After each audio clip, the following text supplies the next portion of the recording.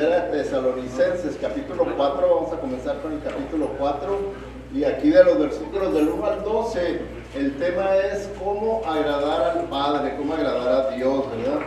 Ahora no vamos a poder cubrir todos los 12 versículos, vamos a cubrir los primeros 8 versículos, así es que vamos a leer los primeros 8 versículos, pero abran sus Biblias para que ustedes puedan seguir lo que dice la palabra de Dios, y así puedan ustedes dejar que Dios mismo a través de su Espíritu les hable, porque Él nos habla a través de la palabra, es de su palabra. Entonces es importante que nosotros leamos la Biblia, veamos lo que Dios está diciendo, y Dios nos habla a través de su palabra.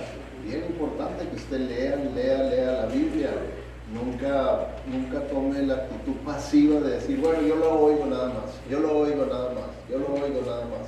Tiene uno que leer también. Es otra manera de aprender, cuando uno ve y cuando uno oye. Si nomás oye, entonces no aprende lo mismo que si uno ve y oye. ¿Okay? Bueno, dice así el primer versículo, el capítulo 4, dice: por lo demás, hermanos, les pedimos encarecidamente en el nombre del Señor Jesús que sigan progresando en el modo de vivir que agrada a Dios, tal como lo aprendieron de nosotros. De hecho, ya lo están practicando. Ustedes saben cuáles son las instrucciones que dimos de parte del Señor. La voluntad de Dios es que sean santificados, que se aparten de la inmoralidad sexual, que cada uno aprenda a controlar su propio cuerpo de una manera santa y honrosa, sin dejarse llevar por los malos deseos, como lo hacen los paganos que no conocen a Dios. Y que nadie perjudique a su hermano ni se aproveche de él en este asunto. El Señor castiga todo esto, como ya hemos dicho y advertido. Dios no nos llamó a la impureza, sino a la santidad. Por tanto, el que rechaza estas instrucciones no rechazan a un hombre, sino a Dios, quien da a ustedes su Espíritu Santo. Oremos. Gracias te damos, Padre Celestial, por habernos concedido este día de vida. Sabemos que tú tienes propósitos buenos para nosotros y nos has traído también con el propósito de escuchar lo que tú tienes que enseñarnos, lo que tú tienes que decirnos, Señor, y ayúdanos a que podamos poner atención durante todo el mensaje, porque es a través de él que tú quieres hablarnos, y sabemos que tú siempre, Señor, tienes un mensaje para beneficio nuestro. Guíanos pues, Señor, te lo pedimos en el nombre de Cristo Jesús. Amén. Bueno, entonces vemos ahora que el tema es cómo agradar al Padre, y aquí, ¿verdad?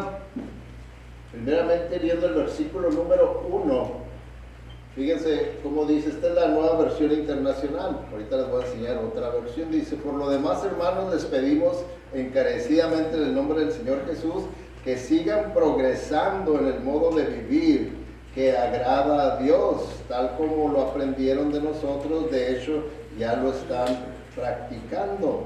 ¿Okay? Entonces, aquí les estoy poniendo el énfasis, ¿verdad?, con amarillo, del modo de vivir, ¿okay? La nueva versión internacional es lo que se le conoce como una traducción dinámica.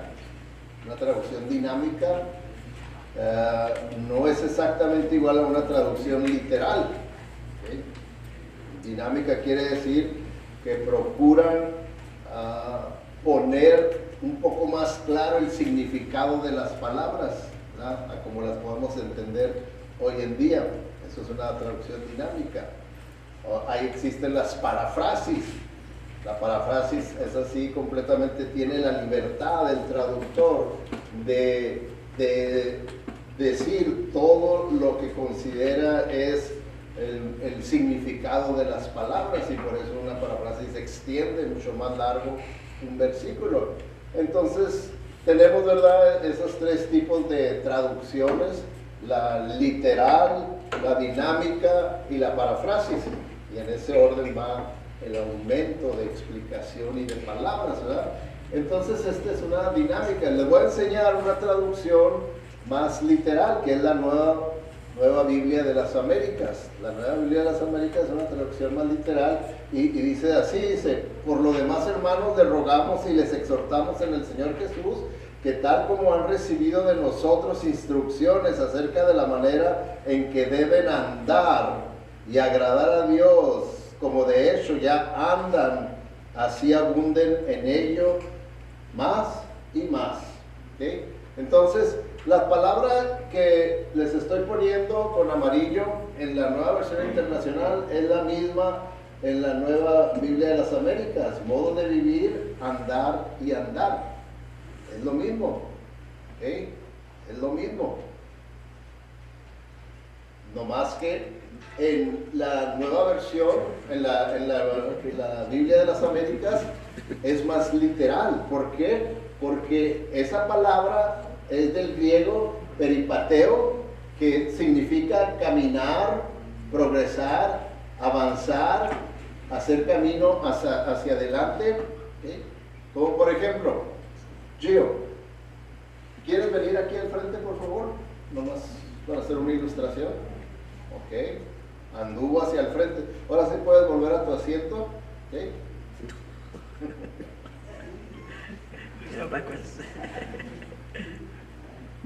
Me echaste a perder.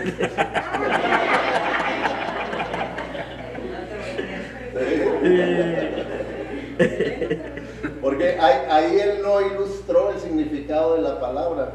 Él no lo ilustró, lo hubiera ilustrado como dice la hermana, si se hubiera volteado y se hubiera ido de frente. ¿Por qué? Porque esta palabra, caminar, habla de cómo caminamos normalmente. ¿Verdad que todos caminamos hacia el frente?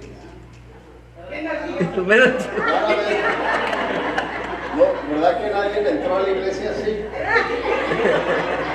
Nadie, ¿verdad? Todos entramos caminando hacia el frente. Entonces, esta palabra griega, peripateo, que significa caminar, es una palabra descriptiva, como una imagen, como una foto, que quiere decir, tú tienes que progresar en tu vida de santidad. Tú tienes que avanzar en tu vida de santidad. Tú tienes que hacer camino hacia adelante, creciendo en santidad. Tú no te debes de quedar estancado en tu santidad. Debes de avanzar. Por eso usan la palabra caminar, ¿verdad? En el original, caminar. Y claro que ya otras versiones, ¿verdad?, más modernas, más dinámicas, pues ponen el modo de vivir. Modo de vivir, porque eso es lo que es el caminar, su modo de vivir. Estoy diciendo que tu modo de vivir siempre sea creciendo, yendo hacia adelante en santidad, siempre hacia adelante. No te conformes con quedarte estancado. ¿Por qué? Porque toda persona que nace de nuevo, en ese momento de conversión, hay cierto grado de santidad que experimenta en su vida. Y ese cierto grado de santidad que experimenta en su vida lo aparta de ciertos pecados en su vida. Pero sabemos que quedan todavía rezagos, rastros en nuestra vida de cosas que no le agradan al Señor. Y ahí es donde tenemos que seguir trabajando, ¿verdad? Avanzando en santidad para poder ir pareciéndonos más a Cristo. Porque eso es lo que es la santidad, ¿verdad? Que cada día nosotros nos parezcamos más al Señor Jesucristo. Para eso el Señor nos salvó, para que podamos reflejar al Señor en nuestra vida. Y ese proceso de santidad es lo que hace. Entonces, eso es lo que quiere decir, ¿verdad? Con el caminar, ¿verdad? Que nosotros podamos progresar, Y es que muchas veces no se entiende bien, ¿verdad? Las diferencias teológicas, doctrinales que hay en cuanto a la justificación y la santificación. Y por eso es que encontramos, ¿verdad?, muchas iglesias que dicen que un cristiano puede perder su salvación. ¿Cuándo dicen que puede perder su salvación? Pues cuando cometa algún pecado, y entonces dice que cae de la gracia y pierde su salvación, y entonces pues otra vez a recuperar la salvación de alguna manera, y en realidad lo único que convierten es que la salvación es por obras y no por la gracia de Dios, porque ahora yo tengo que volver a ganarme créditos para poder volver a recuperar la salvación, y la Biblia no enseña eso, pero es que es una confusión que hay entre la justificación y la santificación. Hay una confusión. Entonces creen que el proceso de santificación es el que determina nuestra salvación, y no es el proceso de santificación lo que determina nuestra salvación. Es una evidencia de nuestra salvación, pero no es una condición o no es lo que determine la salvación, nuestro proceso de santificación. Y hay iglesias, hay ramas del cristianismo evangélico que así enseñan que una persona puede ser salvo porque recibió a Jesucristo como su Salvador, pero esa persona puede continuar en pecado igual, sin ningún cambio, porque todavía no ha tomado el paso de recibirlo como Señor de sus vidas. Dice, no, esa persona sí ya es salvo, por la gracia de Dios, aunque no haya cambiado, porque todavía no lo ha hecho Señor de su vida, por eso no ha cambiado. Pero la Biblia no enseña tal cosa. Jesucristo, no puede uno decir, yo nomás quiero la mitad de Jesucristo, nomás quiero a Él como Salvador, pero no como Señor. No hay tal cosa bíblica. En la Biblia Jesucristo es Salvador y Señor, es una sola persona, es un solo evento, ¿verdad? El que Cristo sea nuestro Salvador y nuestro Señor. Son las dos cosas. Ahora Él es el Rey de nuestra vida, ahora Él es el que se sentó en el trono de nuestra vida, Él es el que debe gobernar nuestra vida. No hay tal cosa, ¿verdad?, de hacer esa separación y división y pensar, no, sí es algo, aunque todavía ande en pecado, porque pues nosotros vimos que por fe aceptó a Cristo y hasta lo bautizaron, y eso no es, ¿verdad? Así no es. Tiene que verse, por eso es que la Biblia dice, si alguno está en Cristo, nueva creación, nueva criatura es. Las cosas viejas pasaron, he aquí, todo es hecho nuevo. Ese es el evangelio bíblico, todo es hecho nuevo. Déjenme les enseño un diagrama que hizo, era para que podamos entender la diferencia entre la justificación y la santificación, que viene siendo ¿verdad? ¿Dónde quedó? Me lo brinqué.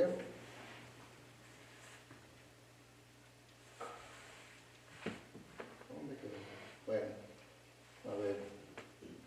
Entonces, ok. Ahorita se los enseño.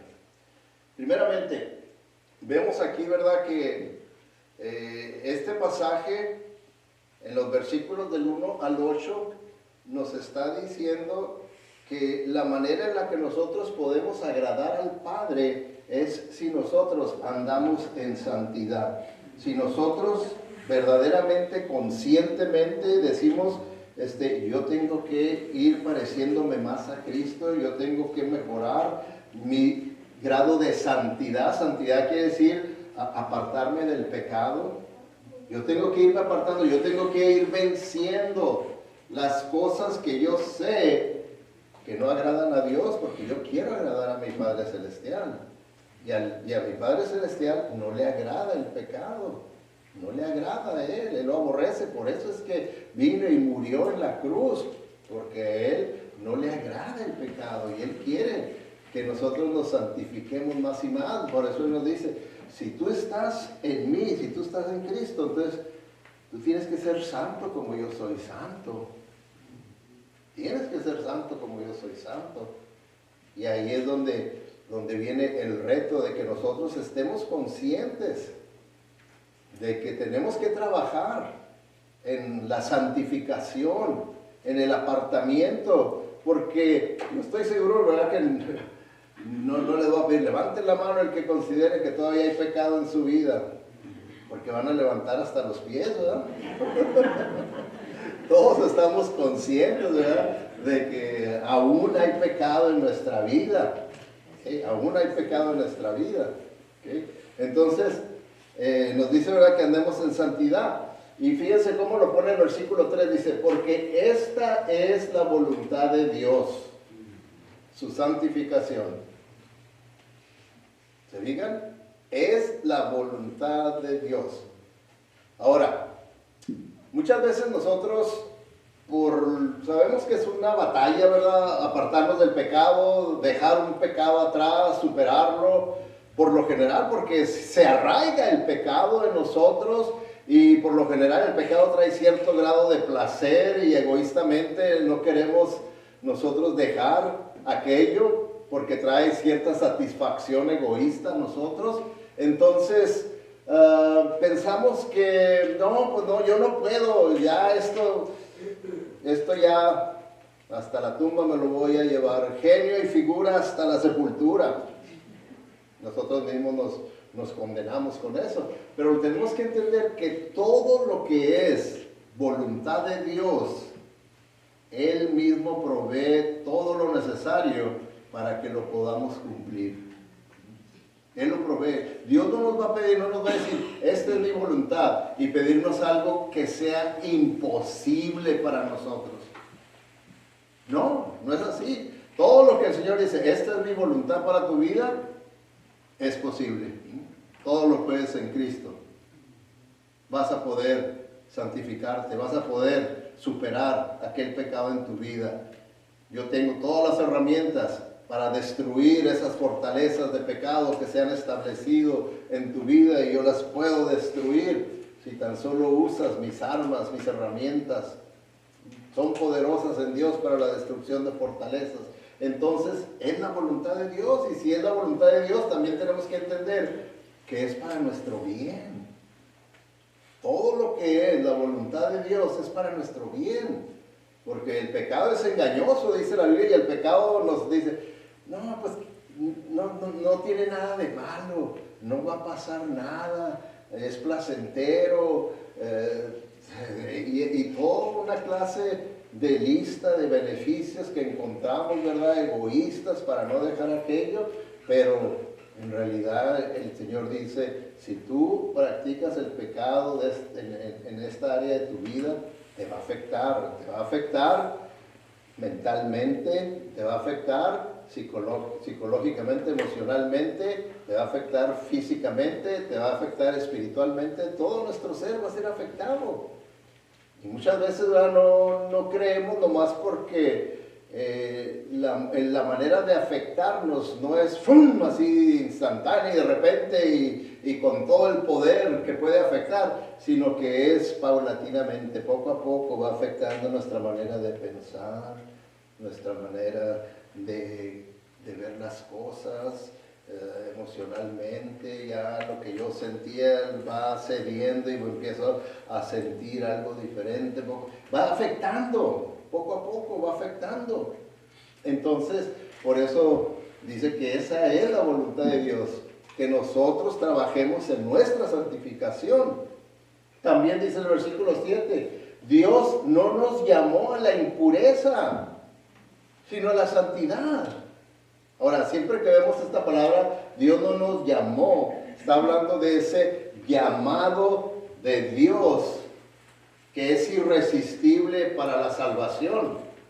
Entonces, como quien está diciendo, Dios no los salvó para que puedan continuar en la impureza.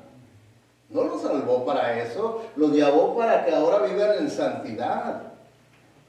Para eso nos salvó.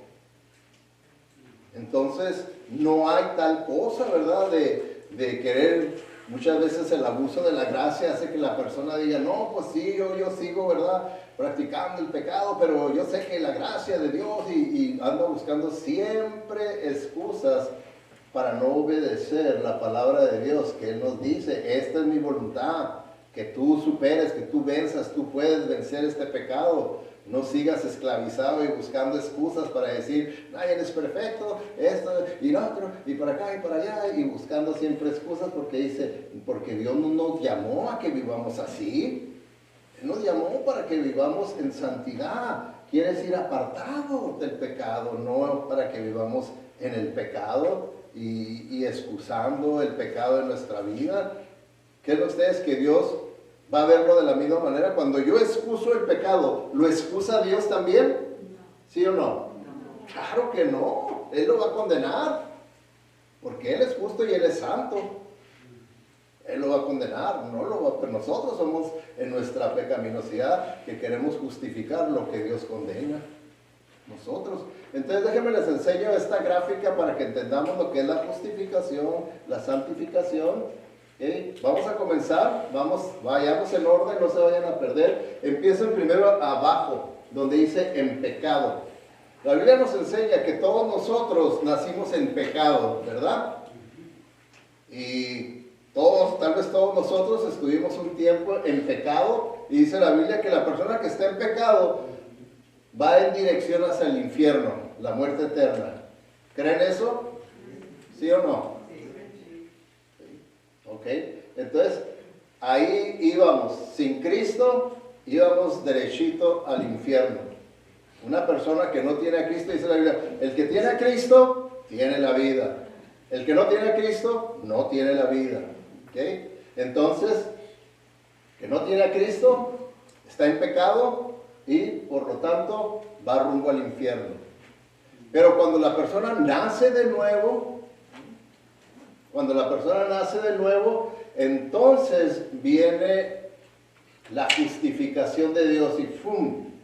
Vemos que esa persona viene a ser santificado, apartado del pecado, de esa vida en pecado, y ahora la flecha roja que ven acá, eso simboliza que fuimos justificados, ¿okay? Justificados por la fe.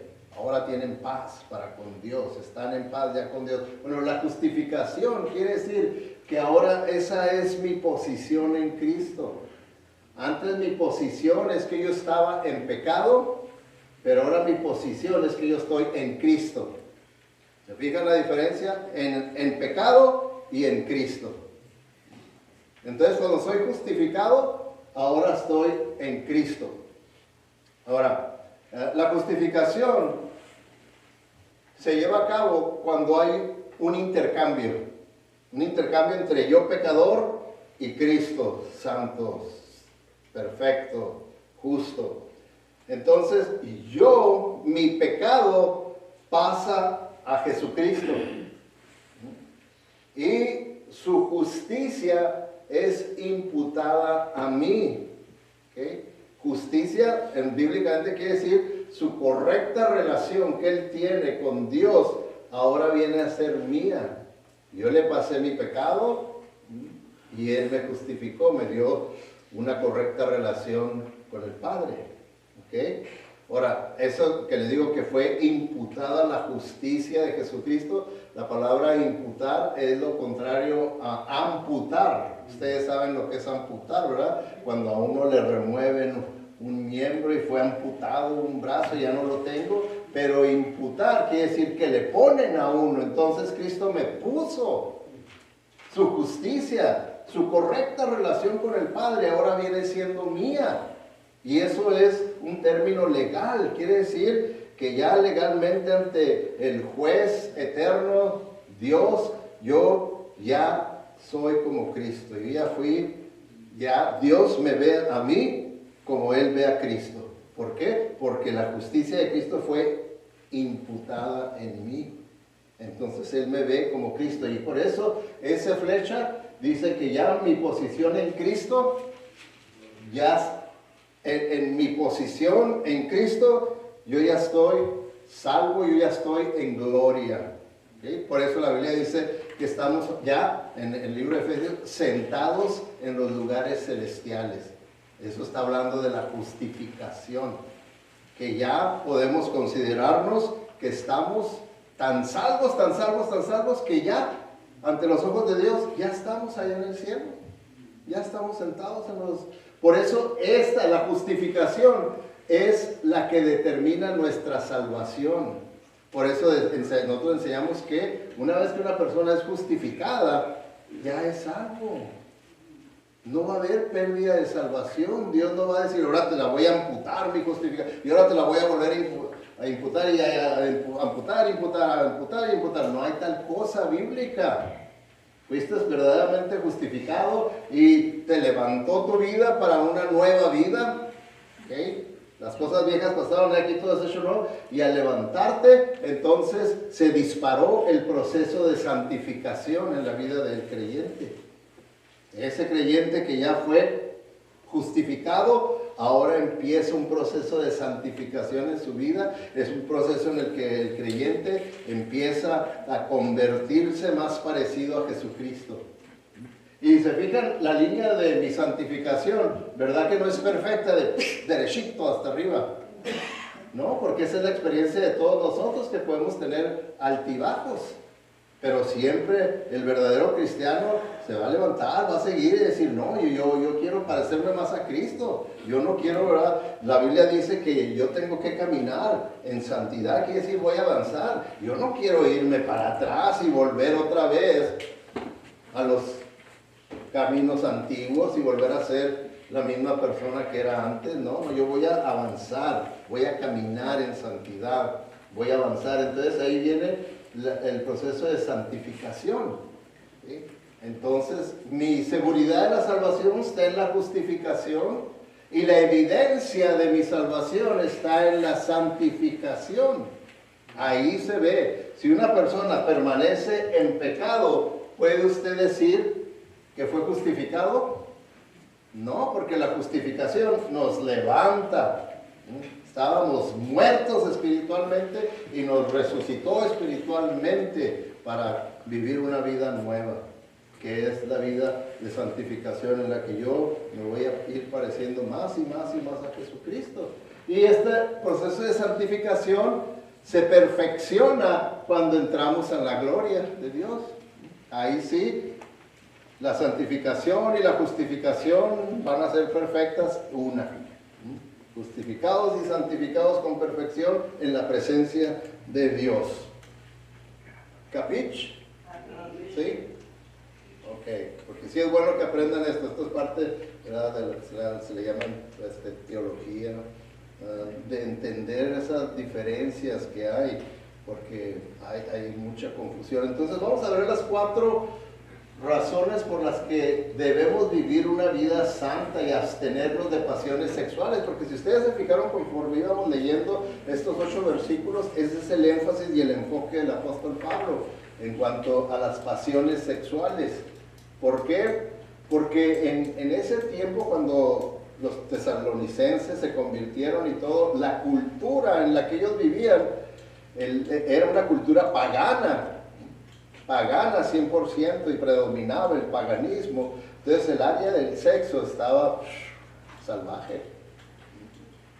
Y ahora que ellos se convierten, entonces les empieza a enseñar la diferencia que tiene que haber, la gran diferencia que tiene que haber en el área sexual entre el creyente y el no creyente.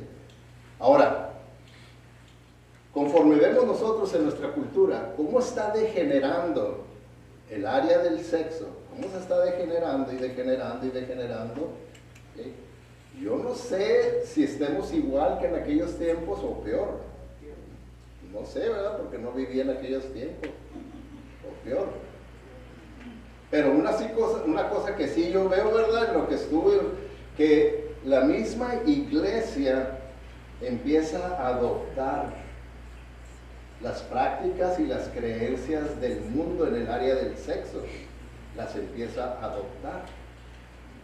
Tal vez no 100%, pero elementos, y empezamos a adulterar la palabra de Dios. Lo que verdaderamente Dios enseña, lo adulteramos.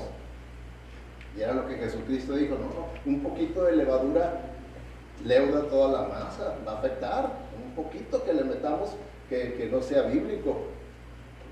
Entonces nosotros tenemos que cuidar mucho esto. Entonces la primera razón por la que debemos vivir una vida santa y abstenernos de pasiones sexuales, dice el apóstol Pablo, que es para agradar a Dios, para agradar a Dios. Y sabemos que todos nosotros vivimos para complacer, para agradar a alguien. ¿Sí? Eso es natural. Por eso cuando uno se convierte y empieza a entender el Evangelio, entiende uno que ahora mi prioridad para agradar debe ser el Señor. Por eso tengo que amarlo a Él. Ese es el primer mandamiento, el más grande mandamiento. Amarlo a Él con todo mi corazón, con toda mi mente, con todas mis fuerzas, con todo mi ser. Yo lo tengo, que entonces viene a ser Él la persona a quien yo debo de complacer. Yo debo de complacer, porque la otra alternativa que es muy común es que yo viva para complacerme a mí mismo. Ese es el egoísmo. ¿Okay? Yo me complazco a mí mismo, lo que yo deseo, lo que yo tengo ganas, lo que a mí me satisface, eso es lo que yo voy a hacer. Entonces yo vengo a ser mi propio Dios, porque esa es la persona a la que yo quiero complacer, número uno, yo mismo. Y entonces, pues sabemos que ninguna de esas dos opciones es buena, ¿verdad? El de querer complacer a terceras personas o complacerme a mí mismo. Lo que verdaderamente la voluntad de Dios es que lo complazcamos a Él, que para Él sea, ¿verdad? Porque dice en Gálatas el apóstol Pablo, dice, entonces, ¿busco ganarme la aprobación humana o la de Dios? ¿Piensan que procuro agradar a los demás? Si yo buscara agradar a otros, no sería siervo de Cristo. ¿Por qué? El siervo de Cristo busca agradar a Cristo.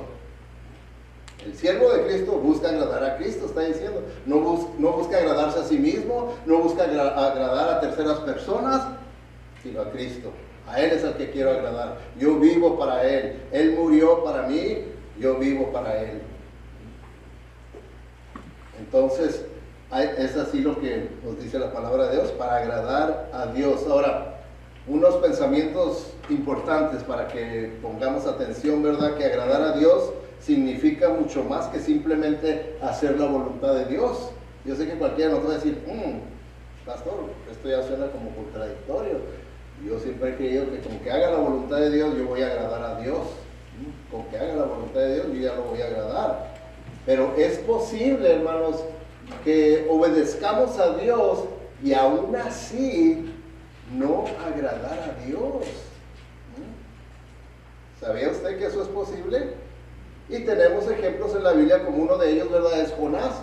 Jonás es un buen ejemplo. Él obedeció a Dios e hizo lo que Dios le ordenó, pero su corazón no estaba en ello.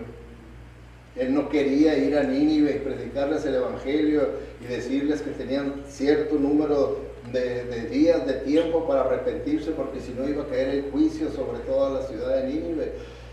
Y él no quería decir, no, Señor, si ellos son paganos, ellos merecen el juicio tuyo. Ellos te han deshonrado y esto, ellos merecen el juicio. Jonás, tú ve, yo soy un Dios de gracia, soy un Dios de salvación, tú ve, obedéceme. Y fue a regañadientes, ¿se acuerdan? Hasta agarró otro rumbo, ¿verdad? Al final de cuentas fue, y a regañadientes presentó el Evangelio, y no le gustó que la gente se arrepintió y se convirtió, y el juicio de Dios no vino sobre ellos, ¿verdad? Entonces vemos ahí que él obedeció, y el Señor bendijo su palabra, porque él les predicó la palabra de Dios, y el Señor bendijo su palabra, eso sí, ¿verdad?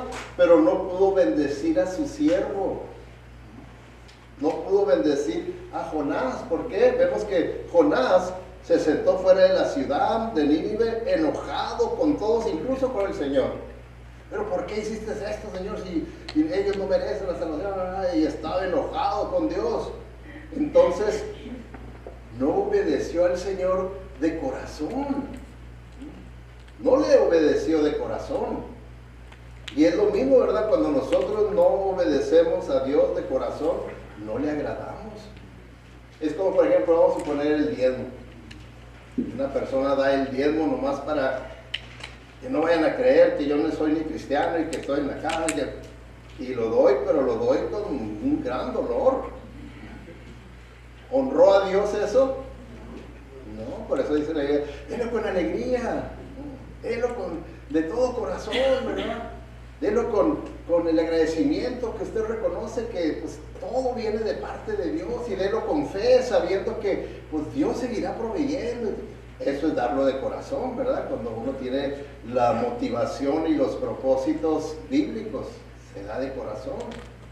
Pero de la otra manera no se da de corazón. Por eso dice Efesios 6:6, dice, nuestra obediencia debe ser, dice ahí, no para ser vistos como los que quieren agradar a los hombres, sino como siervos de Cristo, haciendo de corazón la voluntad de Dios. Haciendo de corazón la voluntad de Dios. Y es así, ¿verdad? Como verdaderamente la obediencia viene a agradar a Dios cuando se hace de corazón. ¿Sí? Porque ustedes pueden ver, ¿verdad? Esa era una diferencia que Jesucristo les hizo ver a los fariseos, a los saduceos, a los escribas, que se consideraban que ellos obedecían a Dios a la perfección. Él les dijo, pues sí, su boca y su corazón, ¿verdad? Pero en su corazón está lejos de Dios. Lejos de Dios, porque no lo hacían, ¿verdad?, de corazón, lo hacían legalísticamente, lo que hacían, para el ojo humano, nada más, para el ojo humano. Entonces, vemos, ¿verdad?, que así es como debemos de obedecer. Por eso es que Pablo aquí presenta las 4 razones, y la primera, ¿verdad?, dice que es para agradar a Dios, y le vamos a agradar cuando le obedecemos de todo corazón. ¿Sí? En segundo lugar, dice que debemos de abstenernos de pasiones sexuales y vivir en santidad para obedecer a Dios. Por eso los versículos 2 y 3, miren, lo voy a leer, dice, ustedes saben cuáles son las instrucciones que dimos de parte del Señor. La voluntad de Dios es que sean santificados, que se aparten de la inmoralidad sexual. Entonces, si se fijan en el versículo 2, está diciendo que lo que Pablo les está enseñando, instruyéndoles, no son las opiniones de Pablo. No es lo que Pablo cree, dice, estas son instrucciones de parte del Señor. Esto es palabra de Dios, no palabra de hombre. ¿Okay? Entonces, ¿qué está diciendo? Si ustedes la cumplen, están obedeciendo a Dios. Si ustedes no la cumplen, están desobedeciendo a Dios. ¿Okay? Entonces es para obedecer a Dios. Ahora, las palabras que usa aquí, ¿verdad? Donde dice que la voluntad de Dios es que sean santificados, que se aparten de inmoralidad, que son instrucciones que dimos de parte del Señor. El apóstol Pablo le está diciendo, ¿verdad?, que muy fácilmente ellos en su contexto, como se lo está diciendo, ¿verdad?, en el idioma del Nuevo Testamento, están entendiendo que les está diciendo, miren, estas órdenes vienen de un poder superior. Y cuando tú estás recibiendo órdenes de una autoridad superior, tú las tienes que obedecer. ¿O no hacen eso en el trabajo todos los días? Obedecemos, ¿verdad?, lo que nos dicen que tienes que hacer. Esto es lo que quiero que hagas, y así. Y lo tiene uno que obedecer. ¿Por qué? Porque es una autoridad que está por encima de nosotros. Yo no puedo decirle, ¿verdad?, al jefe, que está por encima de mí, que me dice, mira, ahora vas a hacer esto y esto y esto, y quiero que lo hagas así, así. Oh, sí, está bien, yo sé cómo hacerlo. No. Yo quiero que lo hagas como lo hacemos aquí en esta compañía. No como tal vez tú lo hiciste en otras compañías. Así y así y así quiero que lo hagas. Como yo quiero. ¿Cuánto tiempo va a durar usted en eso? Porque no siguió exactamente lo que su superior le estaba pidiendo que hiciera. Y entonces no va a durar en ese trabajo, no va a durar, porque no se está sometiendo a una autoridad superior. Y eso es lo que Pablo está aquí diciéndonos, ¿verdad? Que hay que obedecer a Dios porque es una autoridad que está por encima de nosotros. Y que así como obedecemos cualquier autoridad que está por encima de nosotros aquí en la tierra, a un maestro, a un policía, a un jefe en el trabajo, les obedecemos, dice, con más razón a Dios, que es el jefe de todas las demás autoridades humanas que hay aquí en la tierra. Con más razón tenemos que obedecerlo. ¿Okay? Entonces es por eso que el mismo apóstol Pablo en 2 Timoteo 2:4 lo presenta de esta manera. El soldado en servicio activo no se enreda en los negocios de la vida diaria a fin de poder agradar al que lo reclutó como soldado. ¿Verdad que es cierto eso?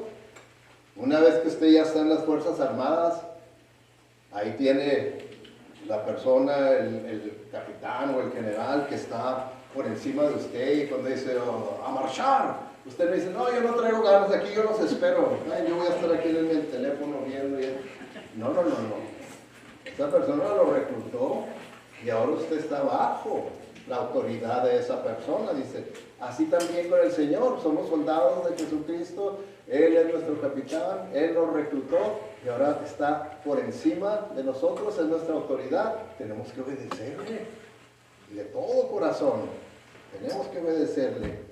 Y es por eso, ¿verdad?, que en Hebreos vemos, ¿verdad?, como dice, tengan todos en alta estima el matrimonio y la fidelidad conyugal, porque Dios juzgará a los adúlteros y a todos los que cometen inmoralidades sexuales.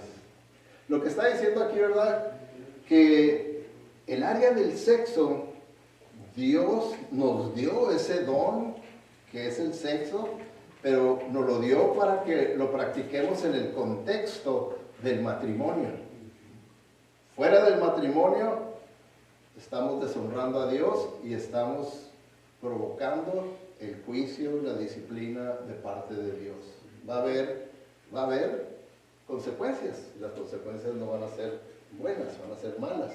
Entonces, por eso está diciendo, dice, ustedes van a poder mantenerse en santidad de pasiones sexuales si entienden que eso es para el matrimonio. Nada más para el matrimonio. No es fuera del matrimonio en adulterio o en fornicación. No, es nomás en el matrimonio. Y entonces sí, va a ser una gran bendición porque están haciéndolo dentro de los límites establecidos por Dios. Nos salimos de los límites establecidos por Dios y entonces sí estamos provocando consecuencias negativas a nuestra vida. Consecuencias, y así puede ser que la persona en ese momento no lo siente y nomás sienta el gran placer y satisfacción que fue, y no cree que va a haber consecuencias, pero sí, ahí va afectando emocionalmente, psicológicamente, espiritualmente, físicamente, va a traer consecuencias, poco a poco va afectando la vida de una persona, el que uno no vive en santidad en cuanto a las pasiones sexuales. ¿Okay? Ahora, hermanos, vamos a ver los pecados sexuales condenados en la Biblia. ¿Okay? Condenados en la Biblia. Vamos a ver cuáles son para que veamos. Primeramente, la fornicación. ¿Qué es la fornicación? Relaciones sexuales entre solteros, el novio y la novia, que puedan decir, pues es que nos queremos, nos amamos y hasta nos vamos a casar, y como nos vamos a casar, pues ya podemos empezar a tener relaciones entre nosotros. Eso está completamente fuera de lo que dice la palabra de Dios. Fíjense, dice en el versículo 6, dice, y que nadie perjudique a su hermano, ni se aproveche de él en este asunto, en el asunto de las relaciones sexuales. El Señor castiga todo esto, como ya hemos dicho y advertido. Está diciendo, dice que nadie perjudique a su hermano. O sea, está diciendo, ahora, ni siquiera dentro de la misma fe, entre los hermanos en Cristo, que muchas veces puede haber, que es lo ideal, que un noviazgo sea un cristiano con otro cristiano. Bíblicamente no es bíblico que un cristiano con un no cristiano, ¿no? Y si aún así cristiano y cristiano, dice, no vayan a perjudicarse el uno al otro. Y que nadie perjudique a su hermano. Quiere decir, va a haber daño. Aún aunque los dos sean cristianos y cometan este pecado, se van a dañar igual espiritualmente, emocionalmente, psicológicamente, físicamente. Se van a dañar, va a haber consecuencias, no lo hagan. Eso es lo que es la fornicación. Y adulterio, pues es cuando algún casado o casada tiene relaciones ya sea con otro casado o con un soltero, pero ya alguien está casado y ya se convirtió en adulterio para el casado que tiene relaciones fuera de su matrimonio. Ahora, ¿es común esto que estos dos pecados que la Biblia condena? ¿Son comunes? Sí. Son bien comunes, hermano. Son bien comunes. Yo que estaba estudiando esta semana estos temas, viendo las estadísticas, cada vez más y más está en aumento las estadísticas de la práctica de fornicación, adulterio, hasta lamentablemente dentro del mismo cristianismo. Pero yo lo entiendo porque cada vez más y más hay más gente dice ser cristiano cuando no son cristianos, cuando no lo son verdaderamente. Y dicen ser cristianos y por eso es que vemos ese aumento de esta clase de pecados.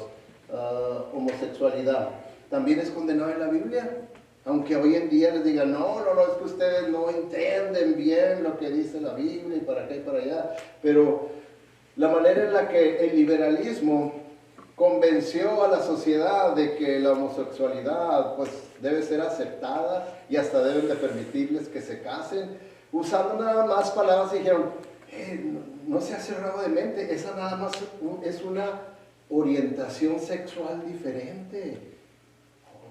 Orientación. Sí, tú tienes tu orientación sexual y te la respeto. Ellos tienen su orientación sexual, respétasela.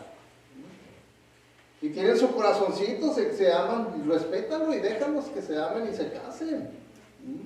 Y entonces con argumentos así, las mismas iglesias empiezan a decir, pues sí, no hay que ser juiciosos y hay que aceptar a todos. Y empieza uno, Cristo aceptó a pecadores y él era amigo de pecadores. Y yo he leído tanto excusas distorsionando la Biblia para aceptar esto.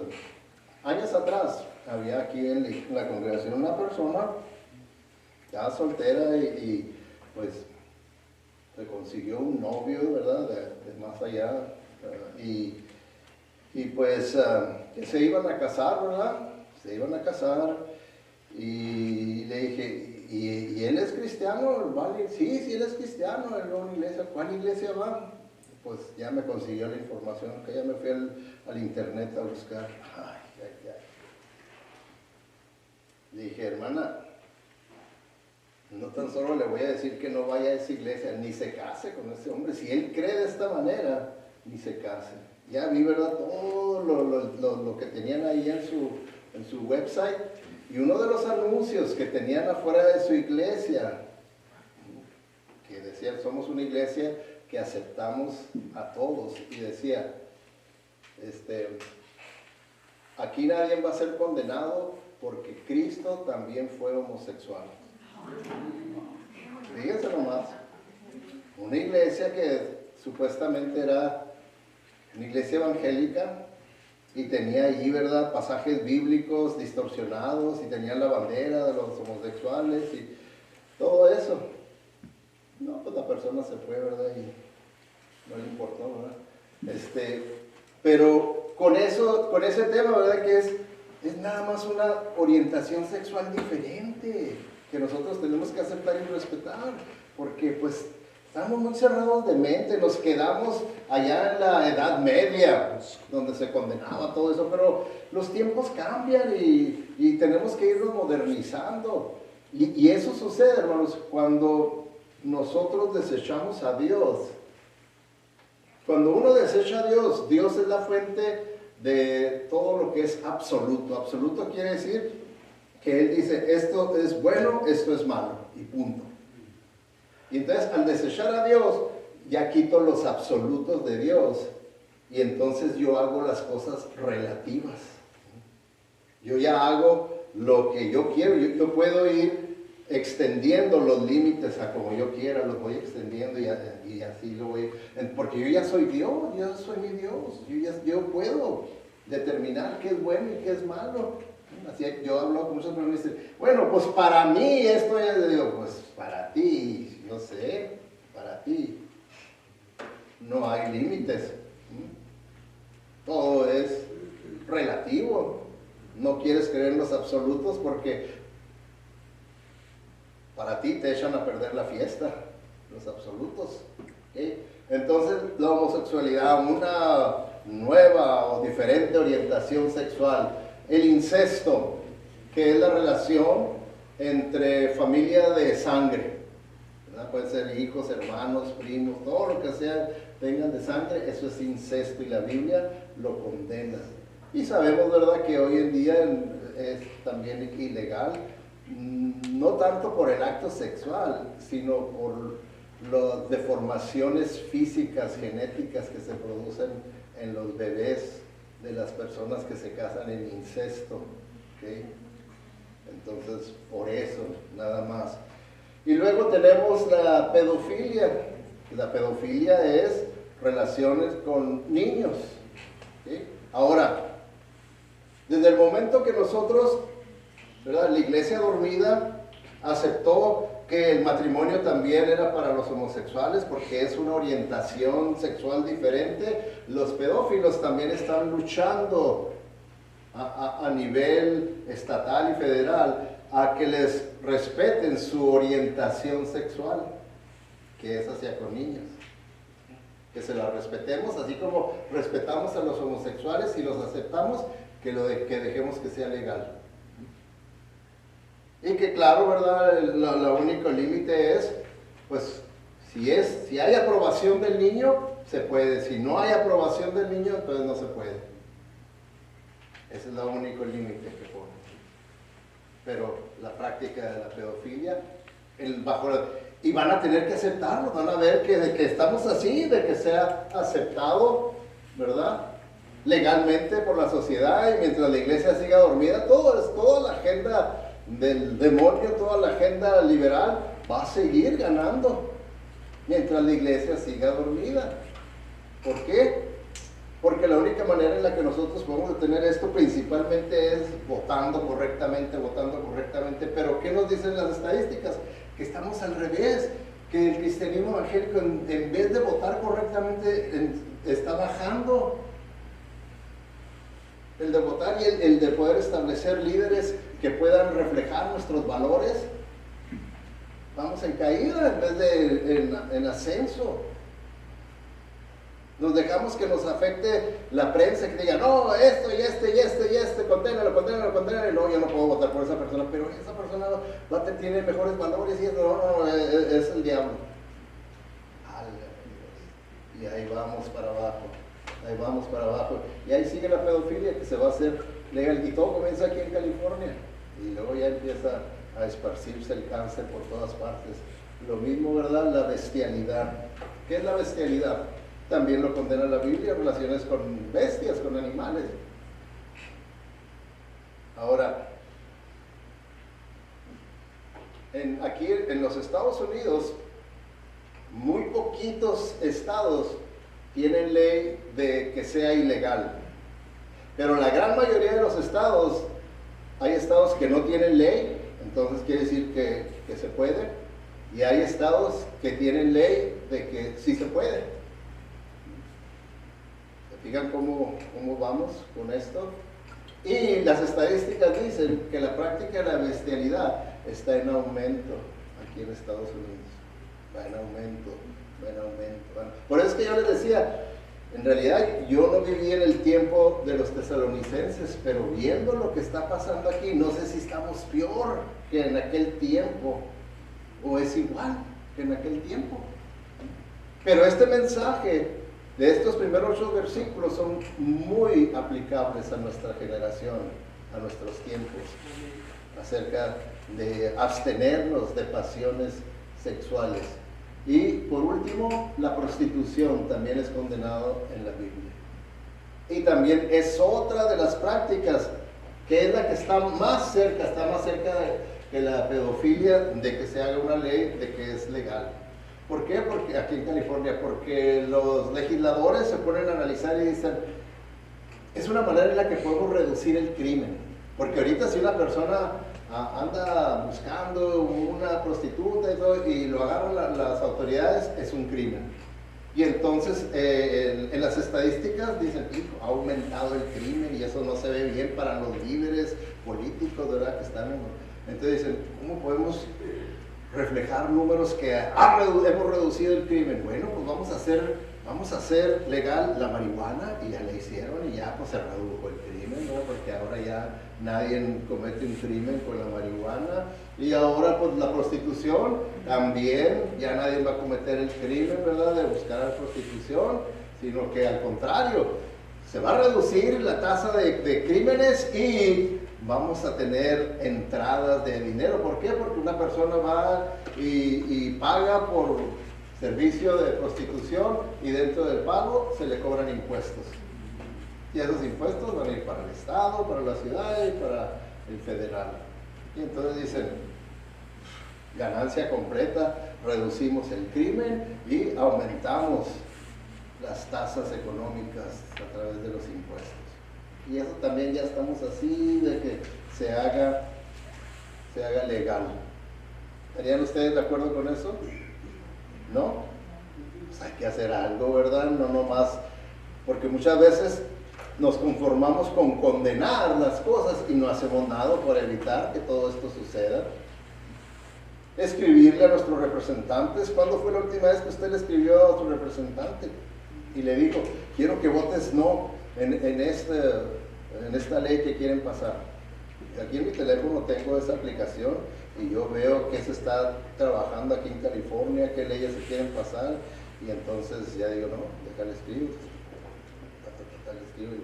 ya le mando un texto, un email, una llamada telefónica para decirle, y siempre les hago ver como representante, pastor evangélico, bautista, de muchas personas, no estamos de acuerdo, queremos que votes que no. Pero claro que ellos nomás cuentan a una persona, yo les quiero hacer ver como que todos ustedes van a llamar, todos ustedes van a estar en contra, todos ustedes van a votar en contra de todo eso. Yo así les hago, pues nomás tratamos de asustarlos, ¿verdad? Para que lo tomen en cuenta, ¿verdad? De qué es lo que la mayoría verdaderamente queremos. Bueno, entonces Pablo 4 razones nos dio, ¿verdad?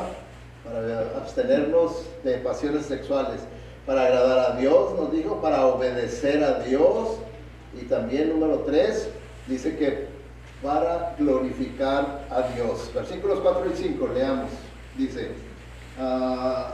Dice que cada uno aprenda a controlar su propio cuerpo de una manera santa y honrosa, sin dejarse llevar por los malos deseos, como hacen los paganos que no conocen a Dios.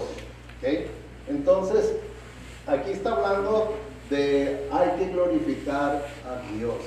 Hay que glorificar a Dios. ¿Okay? Dígame usted si usted está de acuerdo con esta declaración. Se supone que los cristianos deben ser diferentes a los no cristianos. ¿Sí o no? ¿Sí o no? ¿Sí? Bíblicamente sí. Si usted tiene la doctrina correcta, va a decir que sí. Si usted está con que, bueno, pues quién sabe, pues puede ser, y no tiene la doctrina correcta, ¿verdad?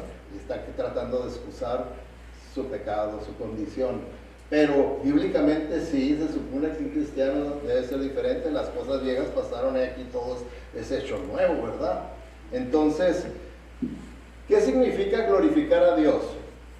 Eso lo estuvimos ahí, ¿verdad? Estudiando, viendo ahí en hoy, pues esta semana pasada, cuando habla de Jesucristo, cuando dice de Jesucristo, y vimos su gloria, como la del Padre, lleno de gracia y de verdad.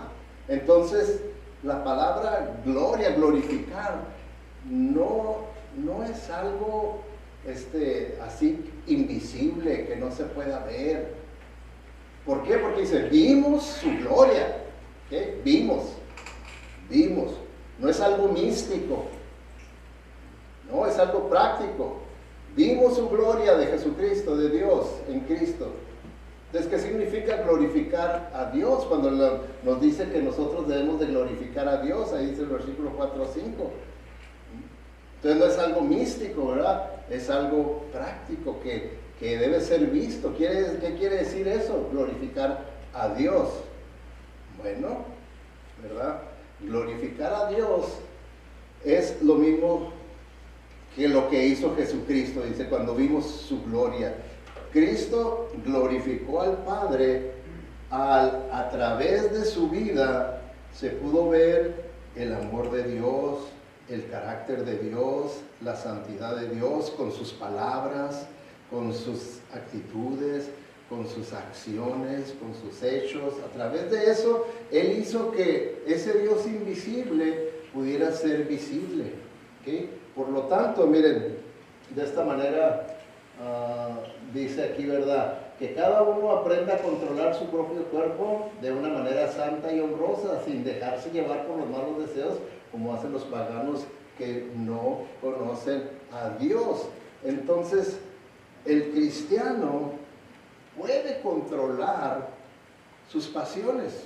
Todo lo podemos en Cristo que nos fortalece, por eso nos dio el Espíritu Santo, por eso nos dio su palabra, para que sepamos que es la voluntad de Dios. Por eso también vemos cómo Jesucristo venció a Satanás cuando vino con sus tentaciones, con la palabra de Dios y obedeciendo del corazón.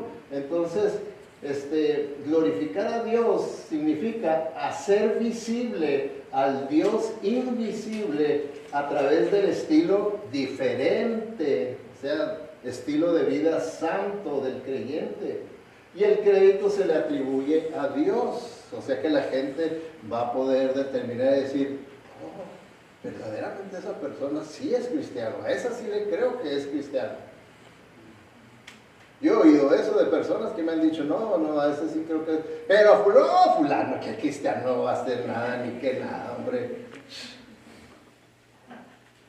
Que cristiano ni que nada, que es un santurrón, pero que el santo no tiene nada.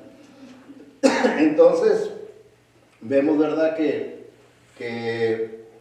dice el apóstol Pablo aquí, debes de abstenerte de esas pasiones sexuales para que puedas glorificar a Dios, para que el mundo pueda ver que verdaderamente la salvación que Cristo trae y el cambio que trae a la vida de una persona es real. ¿Por qué? Porque tú lo manifestaste con tus acciones, con tus palabras, con tu vida, y es lo que aquí el apóstol Pablo nos está diciendo, ¿verdad?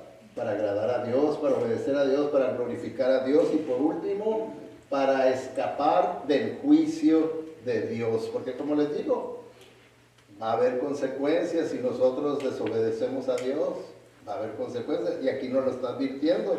Vamos a leer versículos del 6 al 8, dice, y que nadie perjudique a su hermano ni se aproveche de él en este asunto.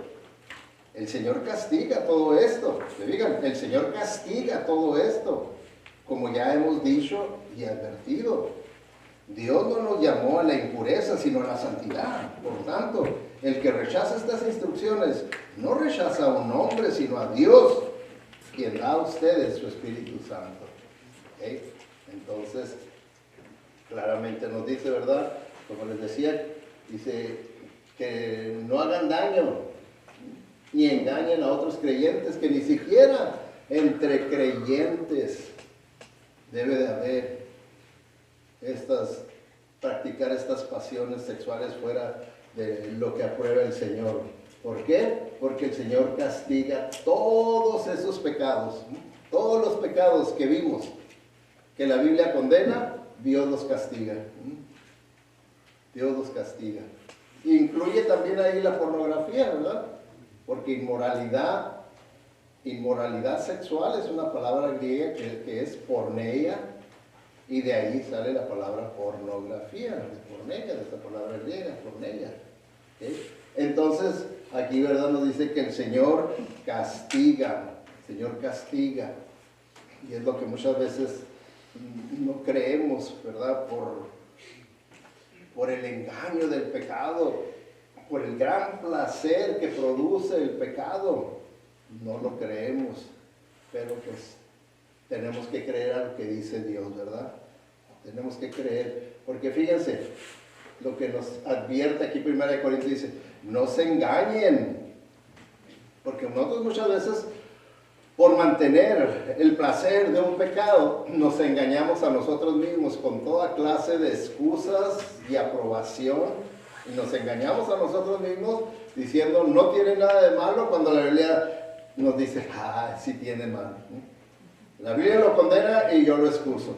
Y entonces es cuando uno se engaña a sí mismo y dice, nadie puede engañar a Dios no lo vamos a engañar. ¿A poco creen ustedes que porque yo saqué 100 excusas que suenan muy lógicas, voy a engañar a Dios? Ni con 100 excusas voy a poder engañar a Dios. Dios no puede ser engañado, dice. ¿Y qué sigue diciendo? Uno siempre, fíjense, siempre cosechará lo que ha sembrado.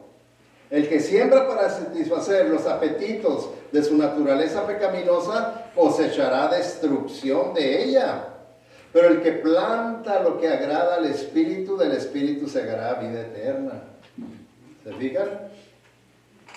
Lo que uno planta ahí en la carne, eso es el fruto que uno va a recibir.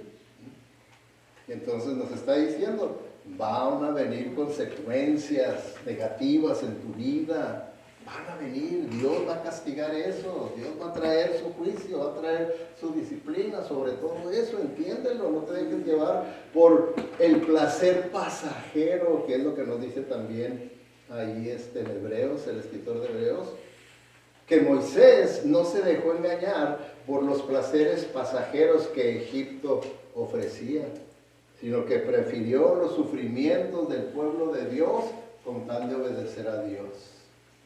Y muchas veces preferimos los placeres pasajeros de Egipto. Y ahí, ¿verdad? Claramente nos está diciendo. Este escritor Thomas Brooks dice, la corrección de Dios, ¿verdad? Que aun cuando nosotros estemos bajo la corrección, bajo el juicio, la condenación, la disciplina de Dios, tenemos que ver lo que Dios aún en esto está haciéndolo para nuestro bien. La corrección de Dios es nuestro instructor, sus azotes nuestros maestros, nuestras lecciones, sus castigos nuestros consejeros. O sea que el Señor quiere que aprendamos a través de las circunstancias adversas por las que estamos pasando a causa de nuestro pecado, a causa de nuestra desobediencia a Dios. Entonces, hermanos, para resumir, vemos aquí, ¿verdad?, las 4 razones por las cuales nosotros debemos de vivir en santidad y no en las pasiones sexuales, para agradar a Dios, obedecer a Dios, glorificar a Dios y escapar del juicio de Dios. Eso es lo que nos enseña estos primeros 8 versículos. El apóstol Pedro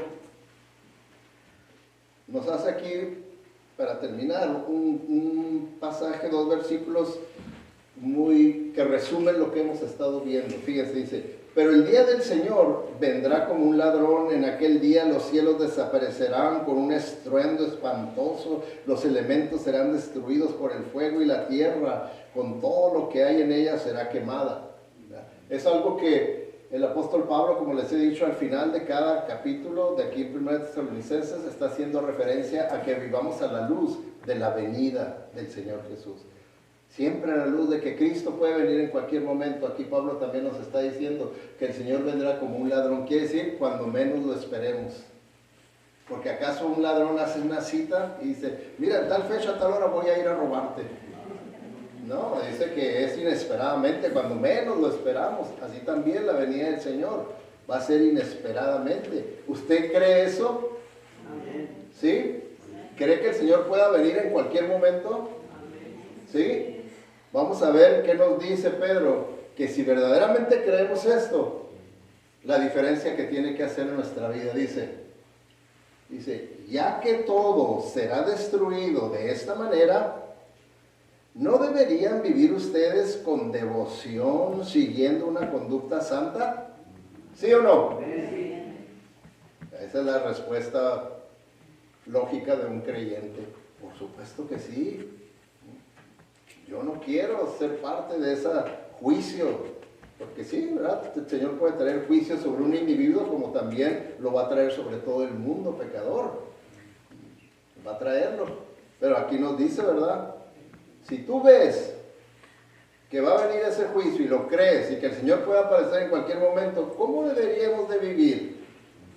Dice, en santidad y con devoción, entregados al Señor, entregados al Señor. Así es como nos dice la Biblia que debiéramos de vivir. Califíquese usted en cuanto a su devoción, del 0 al 10, ¿cómo ve usted su devoción al Señor? Califíquese. Del 1 al 10, ¿cómo ve usted su santidad? ¿Está caminando, está verdaderamente trabajando por progresar en santidad? Califíquese. Y de acuerdo a esa calificación, entonces rectifique. Oremos. Padre Celestial, te damos gracias, Señor, por tu palabra. Tu palabra es clara. Es tu palabra, no es palabra de hombres, Señor, que podamos creer esa advertencia, que lo que tú nos has enseñado en esta hora no es enseñanza de un hombre, sino es tuya, de Dios. Que podamos aumentar en temor a Dios, porque solamente el temor a ti, Señor, nos va a hacer que estemos conscientes de vivir vidas santas, vidas obedientes de corazón para contigo. Señor, guíanos a que reconozcamos en dónde estamos fallando en estas áreas y que nos arrepintamos, que no nomás digamos sí, estoy mal aquí, pero sin arrepentimiento. Que no nomás que nos quedemos con remordimiento, sintiéndonos mal, sino que haya arrepentimiento, que verdaderamente demos la espalda a ese pecado y sigamos en dirección a tu voluntad. Gracias te damos, Señor, porque sabemos que en Cristo todo lo podemos y no hay pecado que sea más poderoso que tú. No hay práctica, hábito que pueda ser más poderoso que tu gracia, que tu Santo Espíritu. Pedimos pues, Señor, que podamos confiar en todas las herramientas, las armas que tú nos has dado para poder destruir las fortalezas que Satanás ha establecido de pecado en nuestras vidas. Gracias te damos, Señor, por esa victoria, que sabemos que somos más que vencedores por medio de aquel que se entregó por nosotros. Y es en su nombre, en el nombre de Jesucristo, que te lo pedimos todo. Amén. Amén. Que Dios les bendiga, hermanos. Así que